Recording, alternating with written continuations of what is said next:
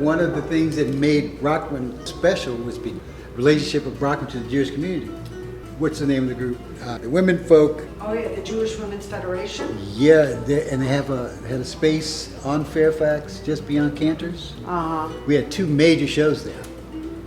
See, so there was cross-cultural. Yeah, it was cross-cultural. There always has been between Jews and blacks. Always.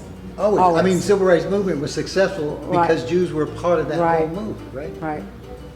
So living that, seeing that is like, oh, right? Because, Jews were not afraid to come to the community. They would come to the gallery. Yeah, they're the ones who had the come to the hood. Stores. Yeah, come to the hood at night. Because we happen to be African American, it was thought that we only showed African American artists, which was not true. We showed minority artists.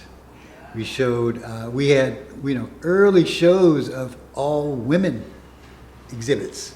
That's phenomenal. Which is pretty nice to be able to say that we were doing early 70s. I'm Liz from the Loft at Liz's, here with Dale Brockman Davis, who has shown here now 2 times. Right. I'm happy to say. I started the gallery approximately 10 years ago. I wanted to work and collaborate with living artists in lieu of doing secondary art.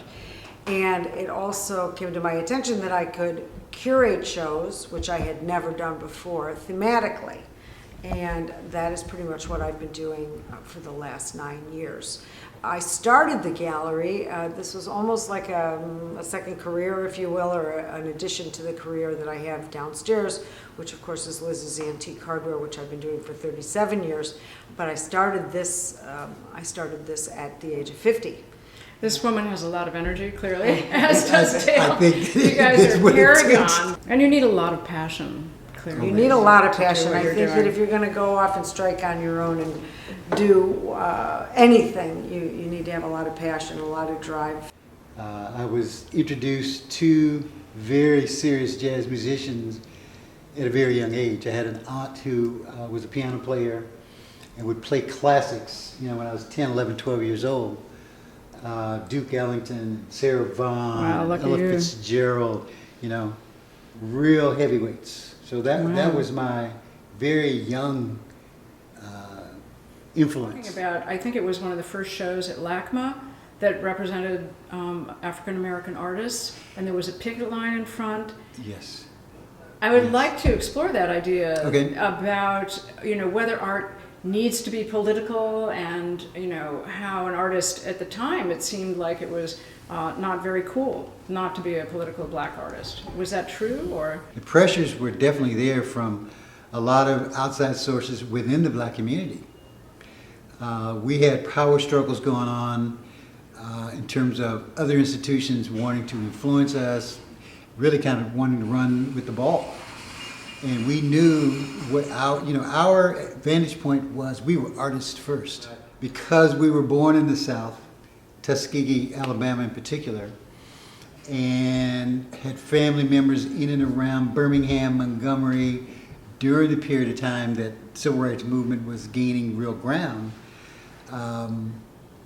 we had a different sense of being. So when we moved to LA, I was 10, my brother was 14, one of the gifts that was given to us by my mother was the warning that you might think everything is different here and everything is okay, but it's not. So just, Be careful. More be subtle, careful. perhaps. Yeah. Which is a message that isn't gone away. It hasn't gone away. I mean, And the quote I remember was, don't take any wooden nickels. Those were the kind of conversations we would have. Yeah. Which are conversations that are still going on today, on. especially in light of what we've seen over the course of the last couple of years. As I said, I was raised in a very mixed area, and so, listened to Soul Train and American Bandstand. They were on back to back. I don't know if you remember that. Thing. No, I did 11:30. That television went on. I learned how to do the four corners and play double dutch, and and have had a wonderful life. cultural mix in my life. Yeah. Of Great. which I wanted to stay. Yes. Yeah. Well, I still say, when in doubt, dance. That's Yes. my motto. It always puts a smile on people's faces. Oh yeah. You ever do dances up here? We do. We Put me on the list. We had a show called 34 Days of Dance, and we had every week a different genre of dance lesson and live music and food that correlated to the music. Oh, nice. Yeah. Just not you, yeah. just the bad lady. Yeah. Yeah. You That's know, we had great. Chicago Steppin'.